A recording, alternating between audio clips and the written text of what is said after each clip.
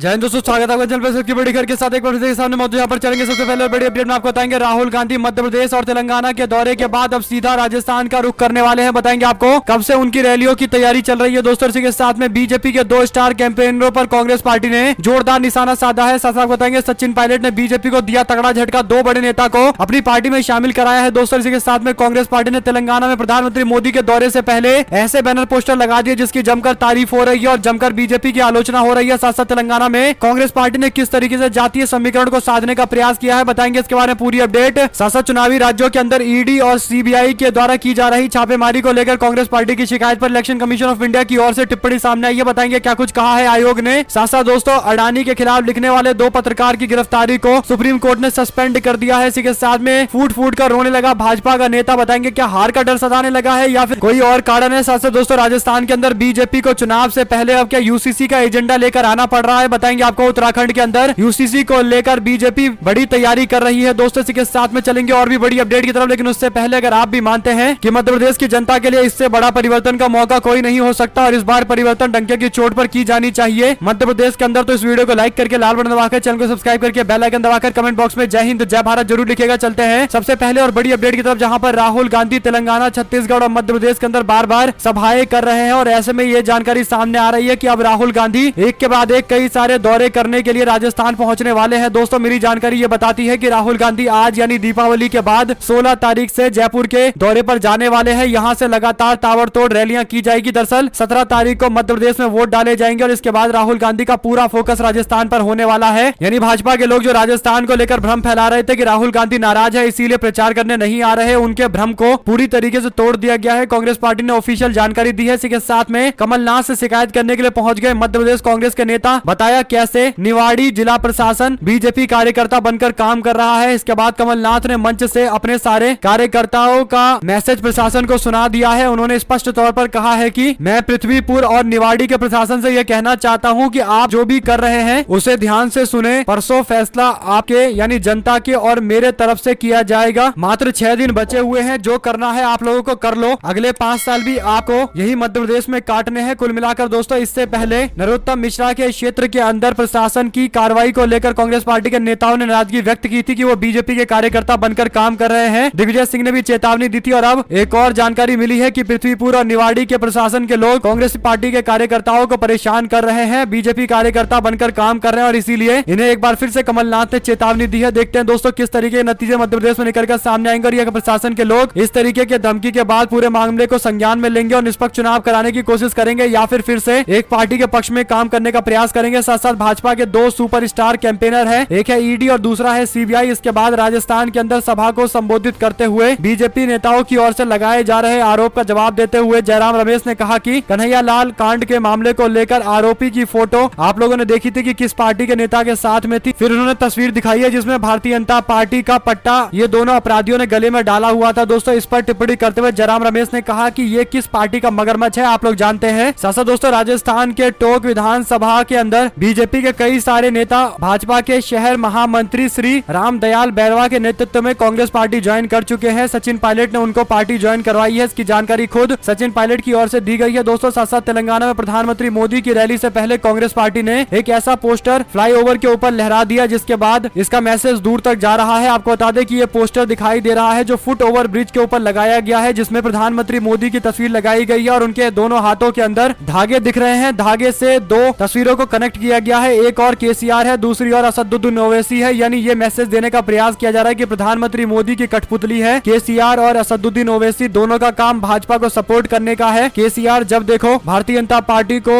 दिल्ली के अंदर आकर सपोर्ट करते हैं और असदुद्दीन ओवैसी वहां चुनाव लड़ते हैं जहां बीजेपी चुनाव जीतने में असफल दिखाई देती है। इसके बाद दोस्तों पोस्टर को शेयर करते हुए लोग जमकर भाजपा को निशाने पर ले रहे हैं। प्रधानमंत्री मोदी के दौरे से पहले इस तरीके की तस्वीर सामने आने के बाद ये बात तय है कि कांग्रेस पार्टी दूर तक ये मैसेज पहुंचा रही है कि भाजपा, एआईएमआईएम और बीआरएस पार्टी एक ही थाली के चट्टे बट्टे हैं। साथ साथ दोस्तों तेलंगाना के अंदर कांग्रेस पार्टी ने जो टिकट का बंटवारा किया है इसमें हर समाज के लोगों को प्रतिनिधित्व दिया गया है। आपको बता दें कि सबसे ज्यादा रेड्डी समाज के लोगों को टिकट दिया गया है, लगभग 43 सीटें रेड्डी समाज को दी गई है, ओबीसी समाज को 23 सीटें दी गई है, एससी समाज को 19 सीटें दी गई है, एसटी समाज को 12 सीटें दी गई है, मुस्लिम समाज को 6 सीटें दी गई है। यानी बीआरएस पार्टी की तुलना में कांग्रेस पार्टी ने सबसे ज्यादा सीटें मुस्लिम समाज से आने वाले लोगों को दिया है। आपको बता दें कि अगर जाति के आधार पर बात करें तो टिकटों के बंटवारे के अंदर मदिंगा समाज के लोगों को सबसे ज्यादा 10 टिकट मिला है, मल्ला समाज के लोगों को 9 टिकट, वेलामा समाज के लोगों को 9 टिकट मिला है। आपको बता दें कि वेलामा समाज के लगभग 10% पॉपुलेशन के अंदर हिस्सेदारी है, जबकि रेड्डी समाज के लोगों की भी हिस्सेदारी 10% के आसपास है। कामा समाज के लोगों की लगभग 9% के आसपास भागीदारी है। ब्राह्मण समाज के लगभग 6% लोगों की भागीदारी है। वैश्य समाज लगभग 5% के आसपास है और इन सभी को टिकट बंटवारे में अहमियत दी गई है। इस तरीके के डिस्ट्रीब्यूशन को लेकर कई सारे लोग मानते हैं कि ये बेहतरीन तरीके से टिकट बांटा गया है। इसी के साथ में दोस्तों मध्य प्रदेश के अंदर सियासी पारा चढ़ा हुआ है। कमलनाथ के क्षेत्र छिंदवाड़ा में बीजेपी चाह रही है कि इस बार जैसे तैसे कांग्रेस पार्टी के किले में सेंध मारा जाए। इसके लिए भाजपा लगातार दिन रात प्रचार करा रही है। बड़ी जानकारी ये सामने आ रही है कि इस दौरान बीजेपी के प्रत्याशी और गोंडवाना गणतंत्र पार्टी के प्रत्याशियों के बीच में आपस में झड़प हो गई है। दोस्तों दरअसल एक वीडियो सामने आया है जिसमें प्रचार के दौरान गोंडवाना गणतंत्र पार्टी के प्रत्याशी देवराबिन भलावी और बीजेपी के प्रत्याशी मोनिका बट्टी के समर्थक जनपद सदस्य श्रीराम ध्रुव के साथ तीखी बहस के बाद आपस में भिड़ गए, जिसके बाद जमकर मारपीट भी हुई है। मारपीट का वीडियो सोशल मीडिया पर वायरल भी हुआ है। पीड़ित जनपद सदस्य श्रीराम ध्रुव पहुंचे थाने में मामला दर्ज कराने के लिए। कुल मिलाकर दोस्तों कमलनाथ के क्षेत्र के अंदर सेंधमारी को लेकर भाजपा और गोंडवाना गणतंत्र पार्टी के लोग आपस में भिड़ रहे हैं। इसका सीधा मतलब यह है कि बीजेपी ज्यादा से ज्यादा आदिवासी समाज के वोट चाहती है ताकि कमलनाथ के सबसे मजबूत गढ़ के अंदर सेंधमारी की जाए, लेकिन गोंडवाना गणतंत्र पार्टी इसका मजबूती से जवाब दे रही है। दोनों के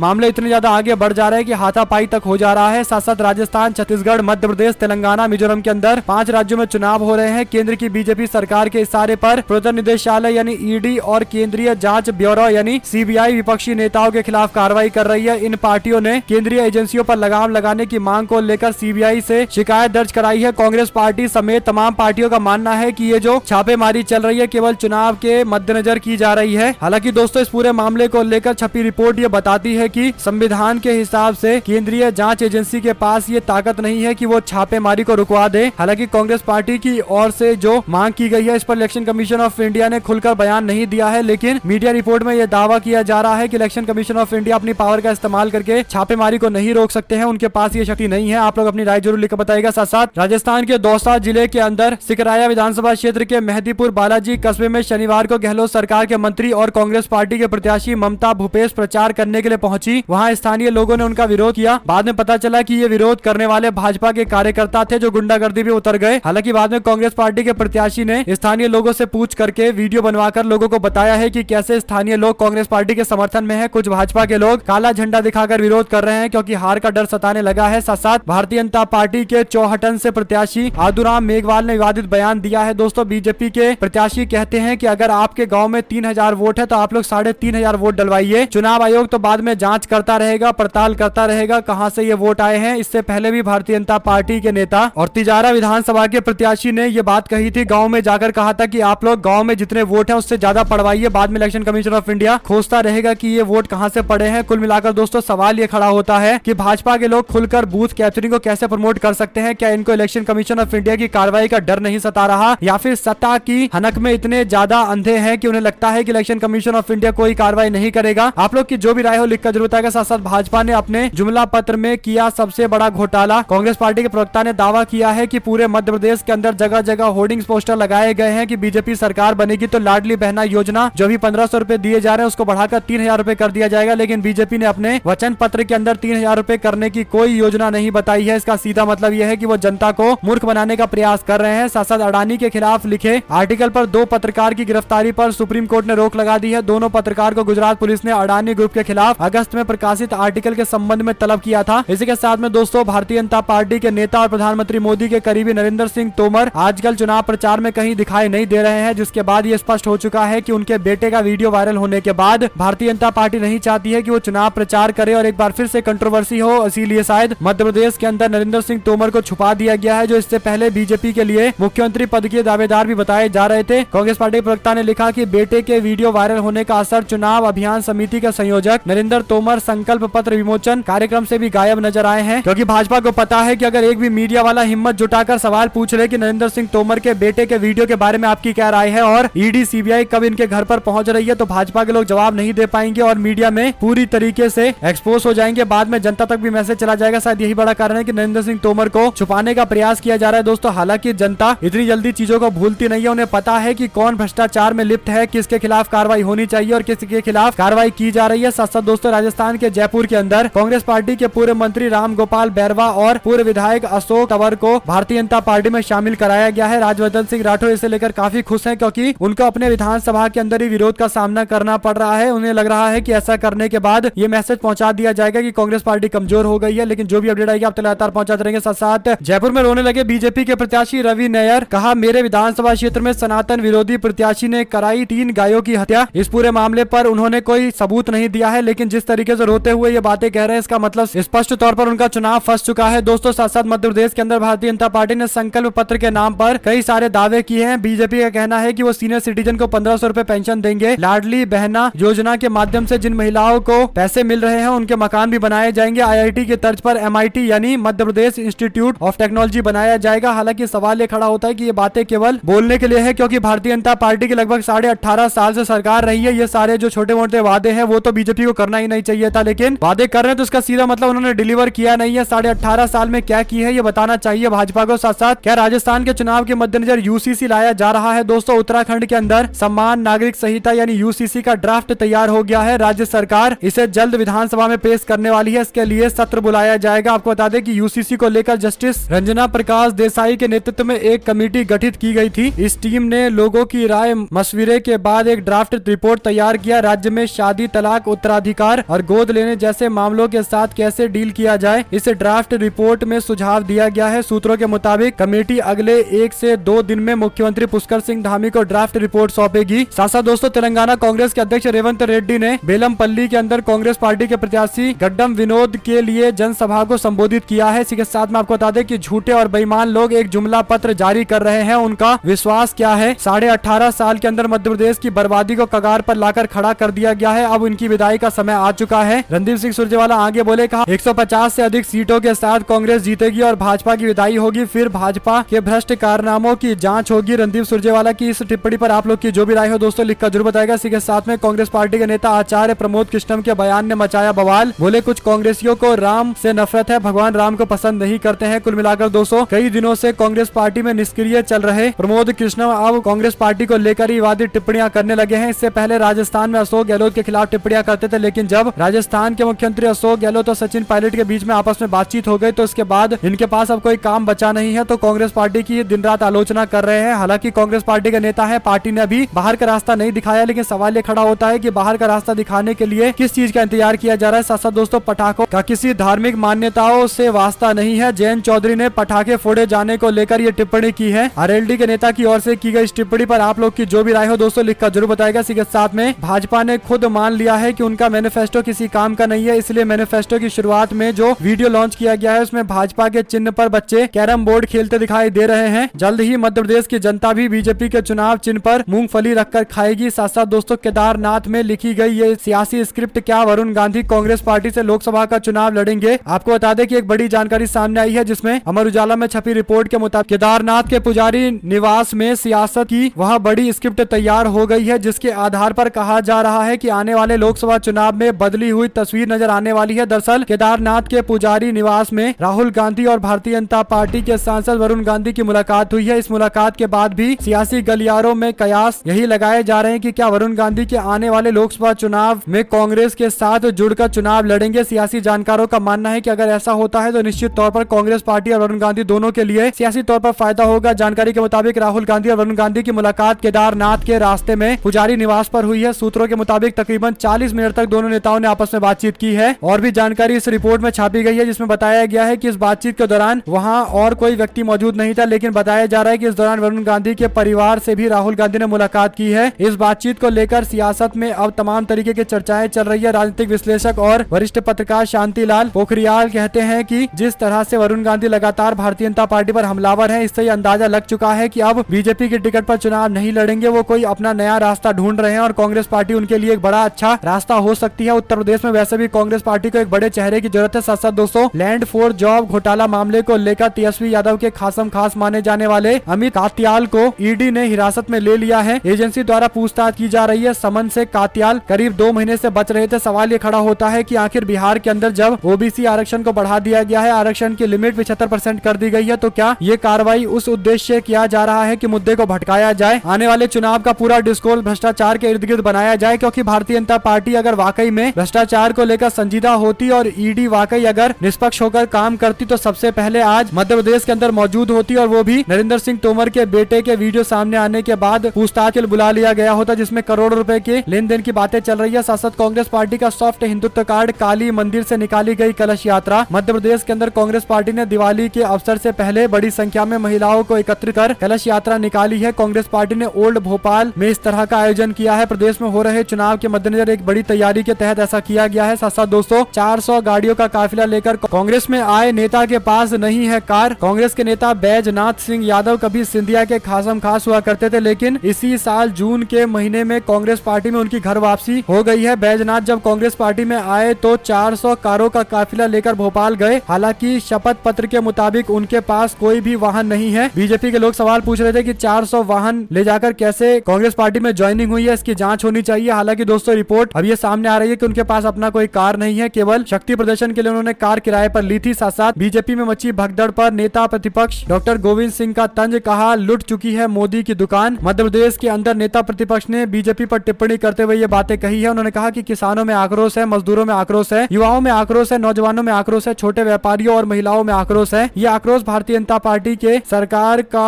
सफाई करके ही चैन से बैठेगा। साथ साथ दोस्तों बघेल बोले, कहा ब्रजमोहन के सामने किसी दूसरे को गुंडा कहना गुंडा शब्द का अपमान है। भारतीय जनता पार्टी के नेता पर हुए हमले को लेकर छत्तीसगढ़ के अंदर राजनीति काफी तेज है। छत्तीसगढ़ के मुख्यमंत्री पर हमला करने का आरोप लगाया था बीजेपी के नेता ब्रजमोहन अग्रवाल ने, जिस पर अब टिप्पणी करते हुए भूपेश बघेल का कहना है कि ब्रजमोहन अग्रवाल के सामने दूसरे को गुंडा कहना गुंडा शब्द का अपमान है, यानी एक तरीके से तंज भी कसा गया है। साथ साथ दोस्तों नागरिक उड्डयन मंत्री ज्योतिरादित्य सिंधिया ने कहा कि वो मुख्यमंत्री बनने की दौड़ में नहीं है, क्योंकि वो हमेशा पार्टी के कार्यकर्ता रहे हैं, आगे भी रहेंगे। वो मध्य प्रदेश के चुनावों में सम्राट विक्रमादित्य के नवरत्नों में से एक महान गणितज्ञ वारा मिहिर के जन्मस्थली कायथा में उज्जैन के सफर में एनडीटीवी से बातचीत के दौरान ये बातें कह रहे थे। सवाल ये खड़ा होता है कि क्या वो ऊपर के मन से कह रहे हैं या फिर आंतरिक मन से ये बातें कह रहे हैं, क्योंकि मुख्यमंत्री को लेकर कहीं ना कहीं दावेदारी तो पहले भी वो कर चुके हैं। शायद बीजेपी आला कमान ने कहा होगा कि इस तरीके के बयान से बचना है तो बच रहे होंगे। वहीं दोस्तों मध्य प्रदेश हाईकोर्ट के एक प्रतिकूल टिप्पणी के बाद अशोक नगर के कलेक्टर और जिला निर्वाचन अधिकारी को पद से हटाया गया है। टीकमगढ़ जिले के अंदर बामोरी पंचायत चुनाव में गड़बड़ी के मामले में लगी याचिका पर मध्य प्रदेश हाईकोर्ट ने सुनवाई की है। तात्कालिक कलेक्टर सुभाष द्विवेदी सहित 4 अधिकारियों को दोषी माना गया है। 8 नवंबर 2023 को अपने आदेश में हाईकोर्ट के जस्टिस विवेक अग्रवाल ने ये कहा था कि भविष्य में इन अधिकारियों की चुनावी ड्यूटी नहीं लगाई जाएगी, और इसके बाद अब फैसला लिया गया है कि इस बार के विधानसभा चुनाव में भी कोई जिम्मेदारी नहीं दी जाएगी। साथ साथ पूर्व मुख्यमंत्री वसुंधरा राजे 2 दिनों के दिवसीय दौरे पर झालावाड़ पहुंची है। वसुंधरा राजे ने जिले के अंदर विधानसभा में लोगों को संबोधित करते हुए बीजेपी को लेकर टिप्पणी करते हुए कहा कि अगर आप लोगों को मोदी पसंद है, योगी पसंद है या मैं पसंद हूँ, आप लोग दुविधा में मत रहिए, वोट बीजेपी को करिए। हालांकि दोस्तों वसुंधरा राजे के समर्थक चुनाव लड़ रहे हैं बीजेपी के खिलाफ बगावत के साथ, तो वसुंधरा राजे के द्वारा की गई ये टिप्पणी केवल एक औपचारिक टिप्पणी कही जा सकती है। अगर वाकई वसुंधरा राजे भारतीय जनता पार्टी को वोट डलवाने के लिए तत्पर होती तो सबसे पहले उनको अपने समर्थकों को, बागी नेताओं को चुनाव लड़ने से रोकना चाहिए था, लेकिन वो ऐसा नहीं कर पा रही है या करना भी नहीं चाह रही है। तो इसका सीधा मतलब ये है कि वो बीजेपी के केंद्रीय नेतृत्व को कहीं ना कहीं एक बड़ा मैसेज इस चुनाव के माध्यम से देना चाहती है। आप लोग की जो भी राय हो लिखकर जो बताएगा, आप इसे पूरे मामले को किस तरीके से देखते हैं। साथ साथ दोस्तों तृणमूल कांग्रेस के नेता अभिषेक बनर्जी ने